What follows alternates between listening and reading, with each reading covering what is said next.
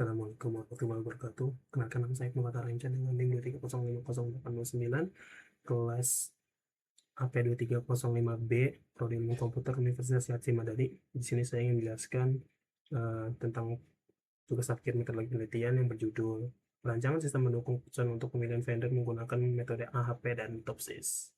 Oke, langsung kita ke bab 1. Nah, dalam pada bab 1 ini, tidak ada latar belakang.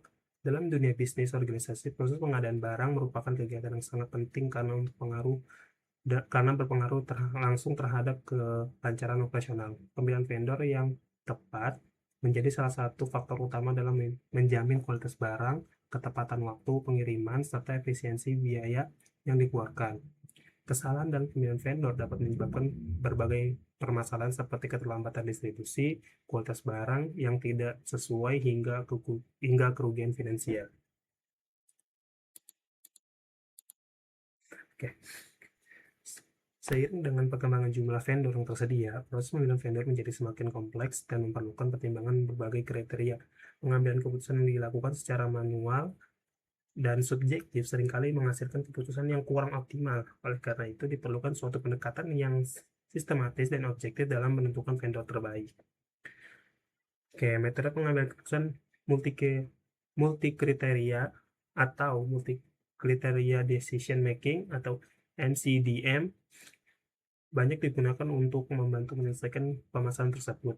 Salah satu metode yang dapat digunakan adalah analitik hierarki proses atau AHP yang berfungsi untuk menentukan bobot kepentingan dari setiap kriteria berdasarkan tingkat prioritasnya. Selain itu, metode teknik for order performance by similarity to ideal solution atau TOPSIS dapat digunakan untuk menentukan alternatif terbaik berdasarkan kedekatan dengan solusi ideal positif dan menjauhi solusi ideal negatif. Oke. Kombinasi antara metode AHP dan TOPSIS dinilai mampu memberikan hasil yang lebih akurat dan objektif dalam proses mengambil keputusan, khususnya dalam pemilihan vendor. Oleh karena itu, penelitian ini dilakukan untuk menganalisis pemilihan vendor pengadaan barang menggunakan metode AHP dan TOPSIS agar dapat menghasilkan keputusan yang lebih efektif dan efisien. Oke, dalam pembahasan penelitian. Nah, di penelitian itu yang pertama ada penelitian hanya membahas pemilihan vendor dalam pengadaan barang. Yang kedua, metode yang digunakan adalah AHP dan TOPSIS. Ketiga, kriteria yang digunakan meliputi harga, kualitas barang, waktu pengiriman, pelayanan, dan reputasi vendor. Data yang digunakan merupakan data simulasi atau studi kasus sederhana. Yang kelima, penelitian tidak membahas pembuatan sistem atau aplikasi. Oke, terus ada masalah penelitiannya. Yang pertama, banyaknya alternatif vendor yang tersedia sehingga menyulitkan proses pemilihan. Yang kedua, belum adanya metode yang sistematis dalam menentukan vendor terbaik. Yang ketiga, pengambilan keputusan yang masih bersifat subjektif dan kurang akurat. Sila rumusan masalah juga, bagaimana penerapan metode AHP dalam menentukan bobot kriteria pemilihan vendor. Yang kedua, bagaimana penerapan metode TOPSIS dalam menentukan ranking vendor terbaik. Yang ketiga, bagaimana hasil analisis pemilihan vendor menggunakan metode AHP dan TOPSIS. Ini ada tujuan dan manfaatnya. Tujuannya yang pertama menentukan bobot kriteria dalam pemilihan vendor menggunakan metode AHP. Yang kedua, menentukan ranking vendor terbaik menggunakan metode TOPSIS. Yang ketiga, menganalisis hasil pemilihan vendor secara objektif dan sistematis. Nah, manfaatnya. Manfaat bagi si penulis bagi yang penulis ya, menambah wawasan dan pemahaman mengenai metode AHP dan TOPSIS dalam pengambilan keputusan. Yang kedua, bagi akademik, sebagai referensi bagi penelitian selanjutnya yang berkaitan dengan sistem pendukung keputusan dan metode MCDM. Yang ketiga, bagi perusahaan untuk membantu dalam menentukan vendor terbaik secara objektif dan efisien. Oke, sini ada kajian pustaka. Dari teori-teorinya, sistem informasi dari Putra et al., sistem berbasis web dari Manik, efektivitas dari Susanti, metode AHP dari Kanali, metode TOPSIS-nya ini dari Sidu et al., kombinasinya dari Sidu et al. Juga. Ini ada penelitian yang relevan. Oke, kerangka konseptual nih. Kerangka konseptual penelitian ini adalah sebagai berikut. Yang pertama, input data vendor dan kriteria. Habis di input langsung proses. Nah, proses itu metode AHP dulu menentukan bobot kriteria, yang habis itu menentukan topsis, menentukan ranking pakai topsis. Terus terakhir outputnya, siapa vendor terbaik. Oke, ini ada bab 3, metode penelitian, waktu dan lokasi. Penelitian ini dilaksanakan pada tahun 2026. Lokasi penelitian dilakukan secara studi kasus, simulasi pada proses pemilihan vendor, pengadaan barang, data yang digunakan merupakan data sekunder yang disesuaikan dengan kebutuhan penelitian. Oke, ini desain penelitiannya. Yang seperti ini.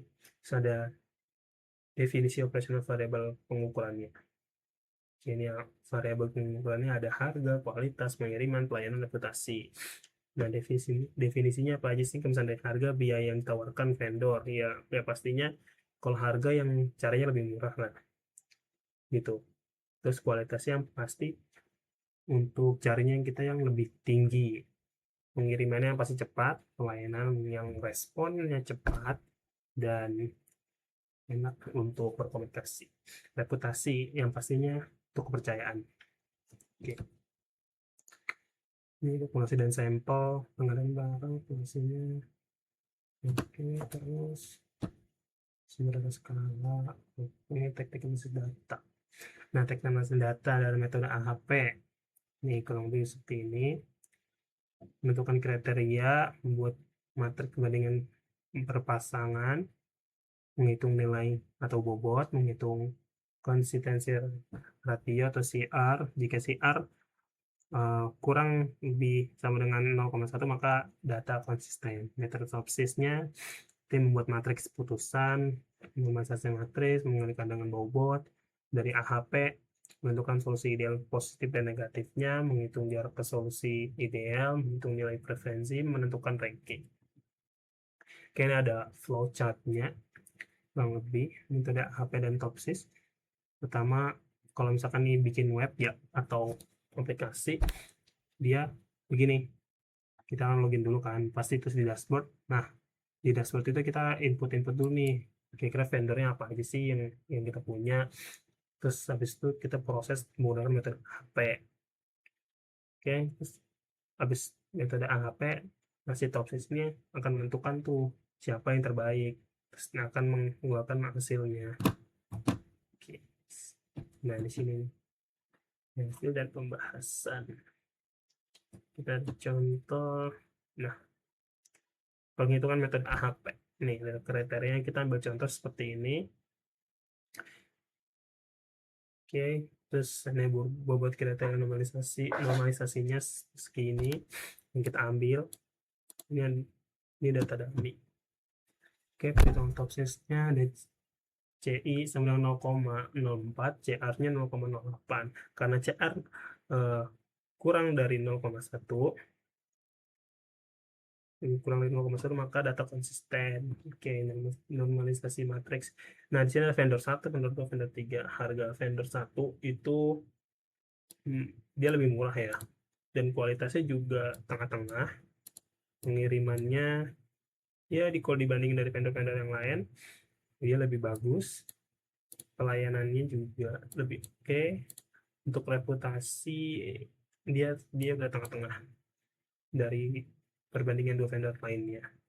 Kalau yang dua harganya memang cukup paling miring. Oke, itu kualitasnya paling bagus, udah harganya kurang, kualitasnya bagus, dan pengirimannya paling rendah.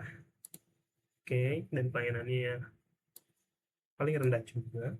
Reputasinya tengah-tengah. Oke, langsung aja kita bobot dari AHP yang dipakai di sini. Nih, bobot AHP-nya harganya jadi sekian. Oke, terus ini solusi idealnya kalau misalnya A+, harganya max. Pokoknya semuanya max itu jadi A+, kalau min jadi min. Terus ini vendor 1, dia masuk ke A+. Dan aminnya jarak ke solusi Kalau jaraknya si vendor 1 emang lebih inilah. Terus vendor 2 sebenarnya semuanya sama-sama ideal, tapi di sini ada nilai preferensinya nih. P sama dengan A min dibagi A plus ditambah A min. Nah, hasilnya dapatlah seperti ini.